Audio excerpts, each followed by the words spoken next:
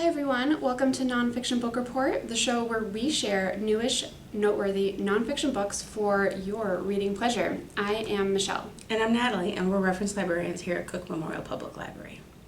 Before we get into today's show, Cook Memorial has some exciting programming coming up. You can see all the library's events on our website under Events and in the Ins and Outs newsletter. Or, of course, you can always stop by the reference desk or give the library a call. We're happy to help people answer reference questions regarding programming or get people registered for programs. With that out of the way, let's get into today's theme, which is spooky. Which is why I wore my spooky dress. You see my It's a good spooky dress. I'll go first because I know you prepared, and I'm talking off the cuff here about my book called Wasteland, The Secret World of Waste and the Urgent Search for a Cleaner Future by Oliver Franklin Wallace. Spooky, right? I'm going to say some words and you tell me if they sound spooky to you. Okay. Freegan. Yep. Sounds crazy, right? Yep. What about fast fashion? Yeah, that sounds Toxic colonialism. creepy. Colonialism by itself is awful, but add the toxicity to it. No. Wish cycling. That's Doesn't sound bad, right? But it is. Wish cycling is when you think something is recyclable, and so you throw it away into the recycle bin. It's actually not recyclable, contaminates the material that is recyclable, causes damage to recycling equipment, and is just a general nuisance to the whole process. So while wish cycling may make you feel great, in the long run it doesn't actually help anything or anyone. Tell me about it, because I am guilty. I know. And like, what's the alternative? Throwing it in the garbage? That doesn't make me feel good either. Right? What about toxic colonialism? So toxic colonialism, he writes about this in the first part of the book. So back in the early 70s, 80s, when China was sending all of their products that they were making over to us, they would send them over on shipping containers. And those shipping containers, because they weren't buying American products the way that we were buying Chinese products, would be going back to China empty. Some entrepreneur decided, well, this is a great opportunity, and they started sending scrap metal back to China. And China needed the materials for to recycle and to source for raw materials for the products that they were manufacturing. So it was a win-win situation, but it quickly became something other than that. In addition to sending them scrap metals, they would send all of our recycling over to China, and China would be buying our plastic recycling, and our electronic recycling, everything. And that would all be sent over to China. And which was great for us because our waste is not here anymore. We can forget about it. We can forget about how much we're consuming. We can forget about how much we're throwing away and what actually happens to it. But somebody does end up dealing with it. And a lot of times it's these third world countries who don't have the capacity, they don't have the regulations, and yet they're the ones who are dealing with our garbage. They're basically the world's toxic waste dump.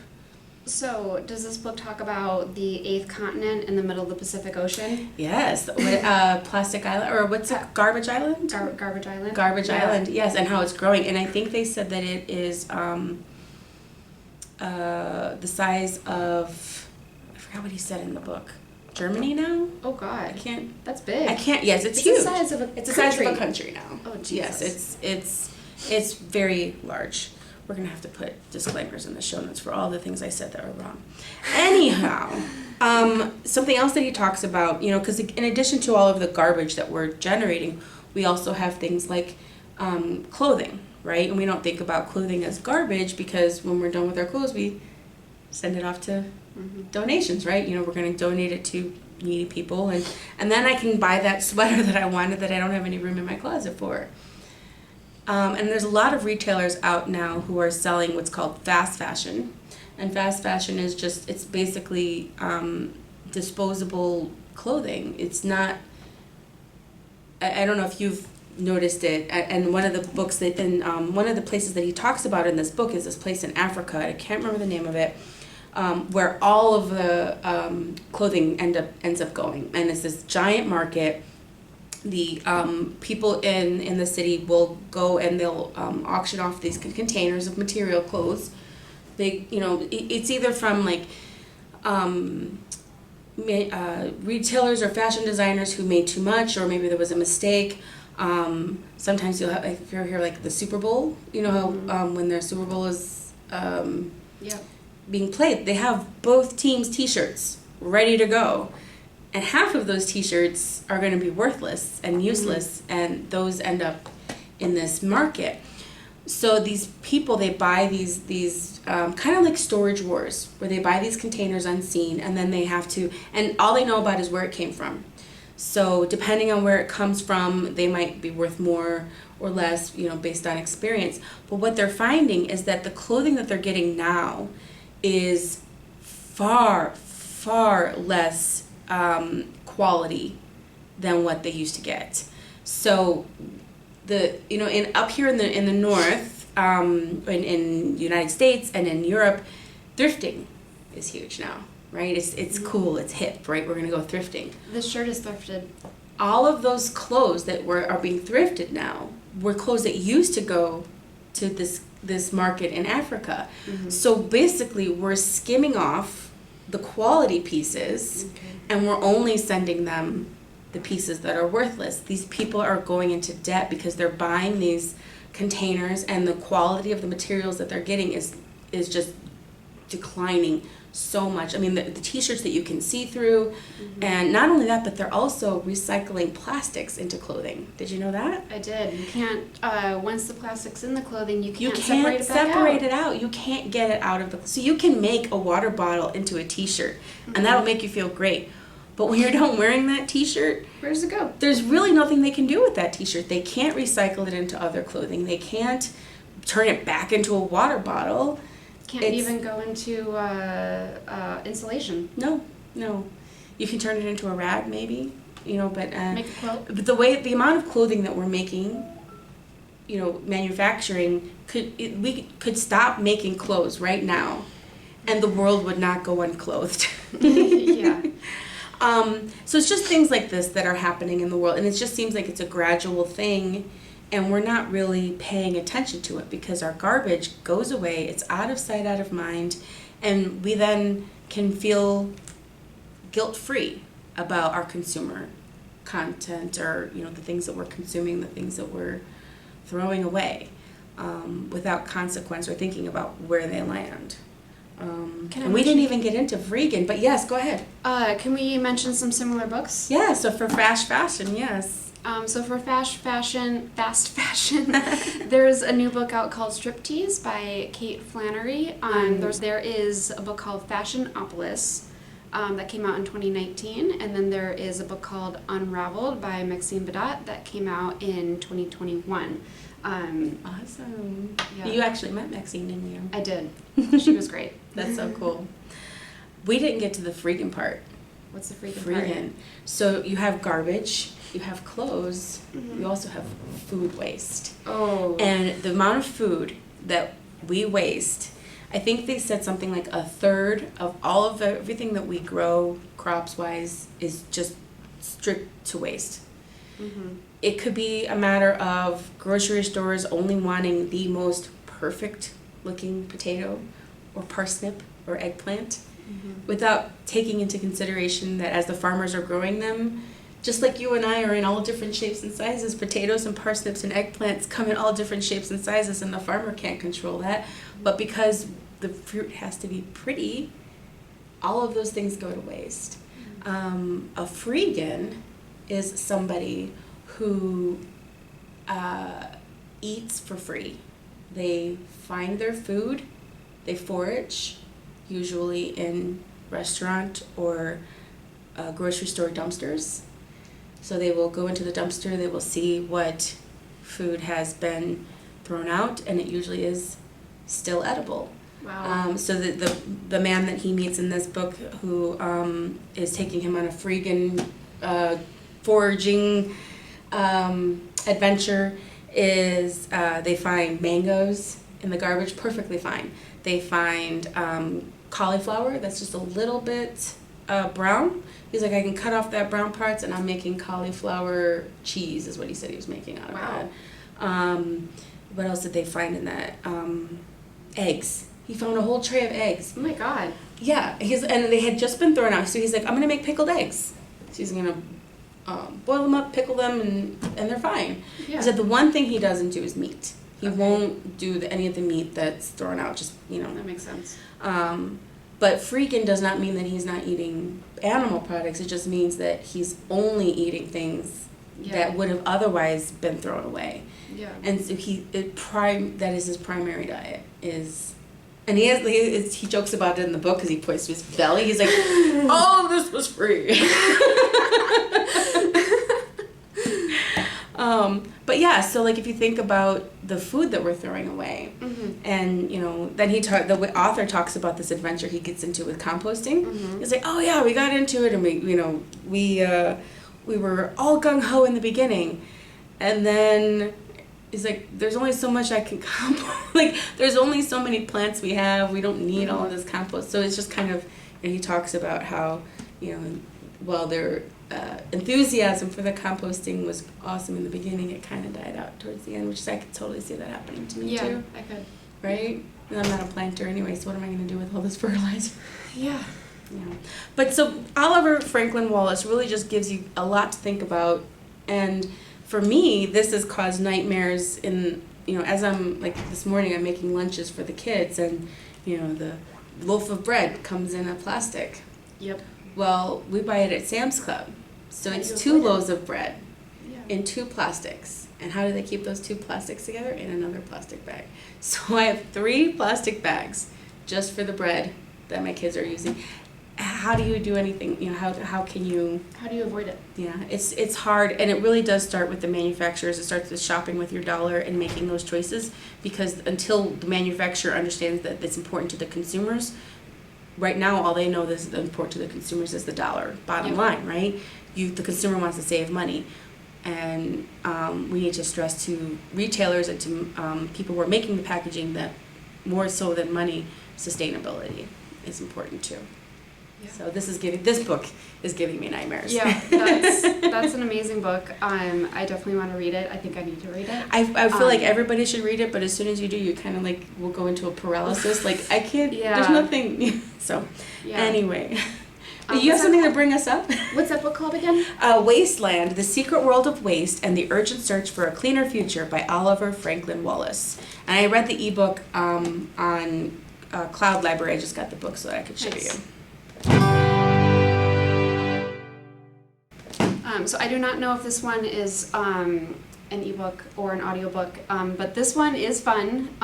It's called The United States of Cryptids, A Tour of American Myth and Monsters by J.W. Walker. Just look at that cover. It's such a fun spooky, cover. Yeah. I could totally see that sitting next to my pumpkin spice latte. Oh, for sure. I just love the little hands, the little claws, and there's like a little worm nail on there. Very spooky. This book is just a ton of fun. I do have some advice for reading it. First, you need to start up the fire. You need a pumpkin spice latte, or you need hot cider. Either one works. What about a mulled wine? Ooh, that's good too. You should be wearing a Halloween costume. You need a good storyteller and Fuzzy socks. And some s'mores. Ooh. All right, we're going to Michelle's house. Right? Halloween, a Halloween event evening in a book. Yes. So this book is a bunch of kind of like short stories and tales separated out per region in the United States. So interesting. So you could look up just like a region that you're visiting and see what stories are. Ooh, fun. Yeah. So if you're going to like Connecticut, you can look this up and find a monster in Connecticut. Or if you wanted to go monster hunting up and down the West Coast, this is your guidebook. Awesome. So let me just tell you about a few of the tales. First off, I will say that there is a howler in the Missouri Ozarks. A howler. A howler. Can you imagine like sleeping at night and No. just hearing like a monster howling? No. And like not knowing if it's a coyote? I feel like it would be like my cousin Vinny. Oh, he yeah. goes and stays in the forest. Yeah. What's that noise? I know. There is the werewolf creature. It's a werewolf type creature, and it's in Detroit. There's Interesting. the beast of Busco in Indiana. In Wisconsin, there is the Beast of Bray Road and the Ho Dog. The Ho Dog? Like an actual dog? Not exactly. It's like a monster type dog, which is why they call it a Ho Dog. Interesting. Yeah. Does he howl too? I bet he does. I bet he does.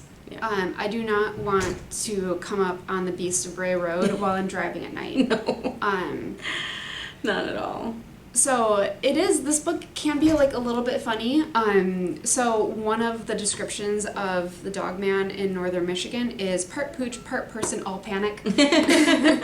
And then he has like some guide pages and some illustrations. Let me just show you this one. So pretty. Creepy.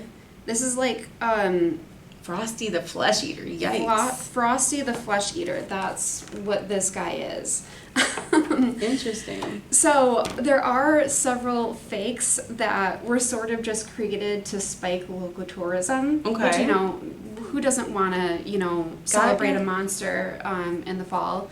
Some are legends that may or may not have been used to scare their children into obedience. As all fairy tales do. Isn't that the entire Grimm library? Yeah, pretty sure. There is at least one monster that was an actual animal. So let me tell you about this story. Okay. So picture this. You are a child and you're with your sibling, you're at home, and you're hiding because you hear scratching on the outside of the house. Oh my God. And like your parents aren't home. Like you're scared. Yeah. So later the dad in the situation comes home. He's a veteran and he hears the scratching too. So he grabs his shotgun, goes outside, finds the monster, shoots it, it runs away, and it gets away. Wow. So they tell the police. Rescue. Yeah, and they reported this like monster sighting. And that weekend, the town is so obsessed with finding this monster that 5 people are arrested. Wow. So anyway, you're gonna have to read the book to find out how that story ends. But it's just like completely entertaining, and with the right storyteller, it could be very, very scary. That's actually not in Wisconsin. Oh, where was that? I missed that. I'm not going to tell you. Interesting. You have to read the book. You have to read the book. So, just overall, it's a really fun book. I will say that there is a dinosaur in Alaska. That makes sense. Bigfoot is bi-coastal. Bi-coastal Bigfoot. Bi-coastal Bigfoot. Wait, how did he... Oh, okay. I mean, there has to be more than one Bigfoot. Right, because... Yeah. Right? How can there be nothing in the middle? I mean, there's a Ho Dog in the middle, so maybe he scared Bigfoot away. Oh my God, what if Bigfoot has a pet? Bigfoot's pet Ho Dog? Bigfoot's pet Ho Dog. Anyway, this is just a really great book. That's a kid's graphic novel. It's a kid's graphic novel. There are little segments, like this one is, oops, I cryptid again. Brittany's going to be suing. So, it's a scary, occasionally creepy, it needs a good storyteller, but check out this book and you've got... That sounds like it would be like if you're going to have a Halloween campfire, or bonfire. Exactly. With friends over, and then somebody who has a really good deep voice. So you've got your ghost books. Those are in the 130s. Okay. And then you get your monster book. It's right here. The United States of Cryptids, A Tour of American Myth and Monsters by J.W. Auker. All right, so if anybody wants to check that out, they can find that at the library. And if you want to check out Wasteland by Oliver Franklin Wallace, you can also find that at the library. That was so much fun. Thank you so much for telling me about the cryptids. I'm going to have to borrow that when we're going to have a camp or a bonfire with the kids. And for sure, you should. Is there one in there that gets the kid to clean their room? Probably. I'll have to look for it. Well, so that's been awesome. What should viewers do if they want to participate in the discussion? Maybe they read the books, maybe they have a spooky story or a story about the Ho Dog they want to share with us. Yeah. How would they share with that? Well, if you know a story that's not in the book, you need to comment on this video. And then if you have a scary book that's nonfiction that you recommend, please let us know in the comments. And feel free to check out the library on Facebook, where I think this video is also going to be posted, right? Probably, yeah. Probably. Awesome. And we'll be back next month for our next nonfiction book report, where we're going to be talking about Indigenous stories. So you can look for that. And if you're looking for fiction recommendations, check out the Bookies YouTube videos. They're in the channel here. Great fiction recommendations for all kinds of fiction readers, and that's all. There's tons of library for you to check out on that for the Bookies. So thanks for joining us, and until next time, see you at the reference desk. Bye, guys.